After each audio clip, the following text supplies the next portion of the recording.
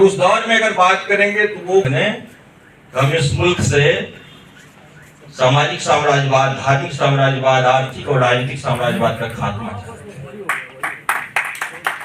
उस दौर में त्रिवेदी संघ ने यह कहा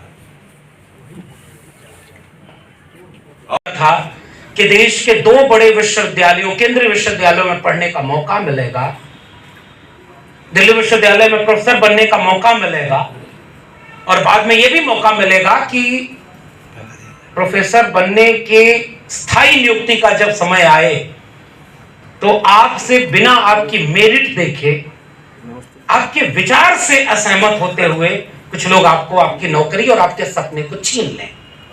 और ये वही जगह है जहां जब मैंने अपने उस सफर पर एक किताब लिखी, प्रोफेसर की डायरी, तो इसी जगह पर हमने उस पर भी चर्चा की थी।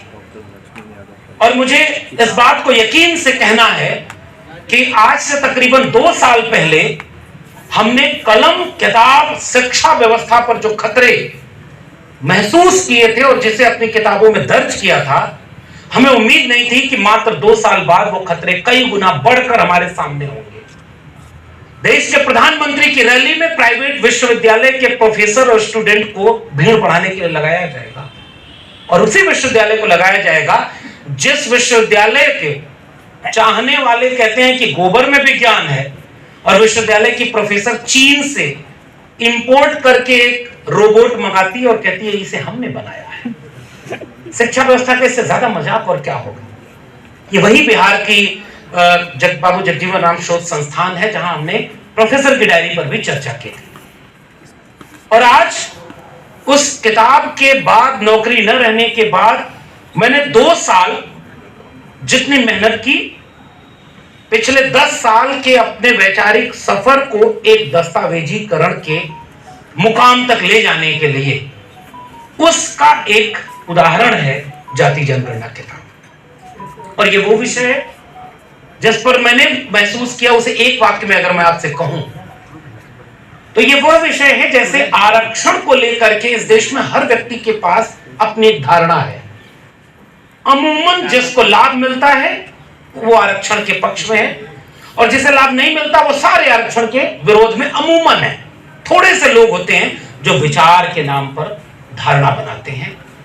वैसे ही एक विषय है जाति जनगणना। हर व्यक्ति के पास अपनी एक धारणा है, मगर मैंने महसूस किया कि उनके पास सूचना नहीं है, तथ्य नहीं है, इतिहास नहीं है, विचार नहीं है।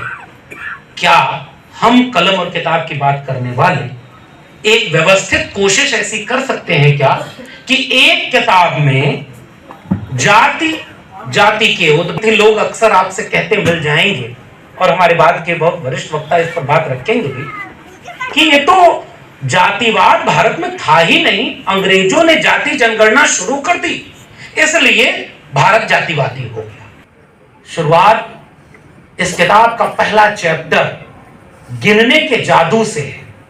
मैं बस कुछ चीजें आपको दिखा रहा हूं। अभी हम इस कार्यक्रम में आने से पहले हिंदू ने बनाया, मुसलमान ने, इसे किसी वर्ण व्यवस्था के ब्राह्मण ने बनाया, क्षत्रिय ने बनाया, वैश्य ने, शूद्र ने, क्योंकि तो वो तो था ही नहीं। लेकिन इतिहास को न जानने की वजह से वो जो दिक्कत होती है, इस किताब के शुरुआती पन्ने आपको उस पुराने इतिहास के सफर पर ले जाएंगे जब मानव सभ्यता गिनने की कोशिश कर रही है। जैसे पहले चैप्टर में एक चरवाहे का किस्सा है जो पहली बार भेड़ चराने गया होगा और कल्पना करिए कि गिनती नहीं बनी है तब तक। वो कैसे गिनता होगा कि कितनी भेड़ें मेरे पास हैं, गिनने के टूल क्या डेवलप हुए होंगे। वहां से शुरू होता सफर कंकड़ से जुड़ा हुआ होगा। जितने कंकड़ जेब के अंदर उतनी भेड़ें जेब घर के अंदर। बिहार की फेसबुक पे डाल दीजिए। सामाजिक न्याय, समाजवादी आंदोलन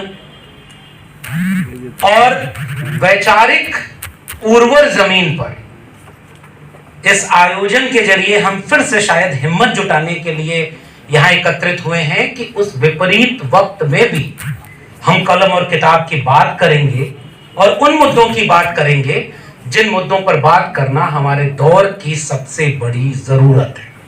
और इसके लिए हुजूम नहीं आता, वैचारिक बहसों में थोड़े से लोग ही काफी होते हैं। इसी बात को, तो अनुशासन ये कहता है कि लेखक को जो कहना था उसे लेखक ने 232 पन्नों में विस्तार से कह दिया है। तो आज का दिन मेरे कहने का नहीं है, आज का दिन उन लोगों को हमें सुनने का है जिन्होंने इन 232 पन्नों में लिखे हजारों शब्दों से गुजरते हुए अपनी बात तैयार की है, जिसे समाज तक जाना जरूरी है कि यह किताब क्यों सबको पढ़नी चाहिए। इसलिए मैं बहुत संक्षेप में अपनी बात कहूंगा ताकि हम बाकी लोगों को सुन सकें।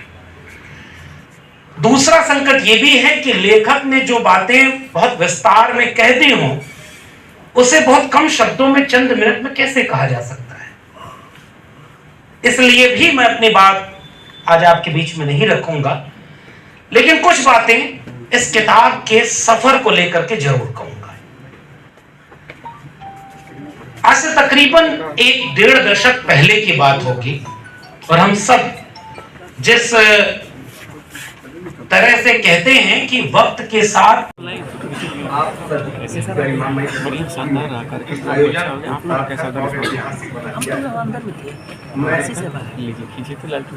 आयोजक मंडल की ओर से यहाँ उपस्थित जीवियों, साथियों, सामाजिक कार्यकर्ताओं, विद्यार्थियों और न्याय प्रयास इसे लंबे समय से दबाने, ठटकाने और कमजोर करने की जाती है।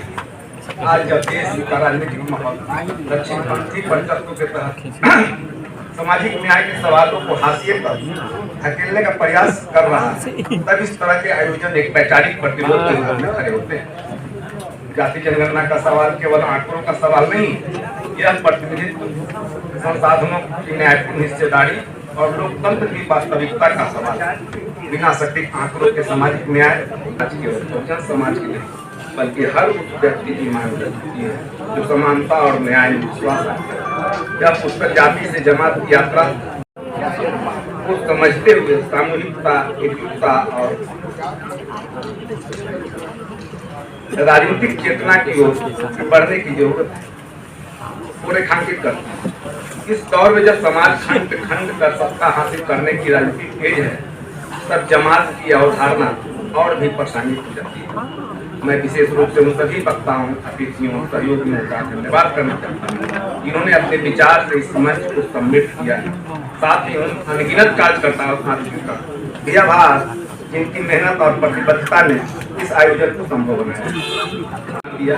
उम्मीद है कि यह संवाद यही समाप्त नहीं होगा, बल्कि समाज में व्यापक बहस और बदलाव की दिशा में आगे बढ़ता है। बहुत धन्यवाद। आप हमारे चैनल को लाइक सब्सक्राइब जरूर करें और सभी प्लेटफार्म पर उपलब्ध है। सिर्फ बिहार हलचल न्यूज़, जन जन की आवाज़ देखते रहें।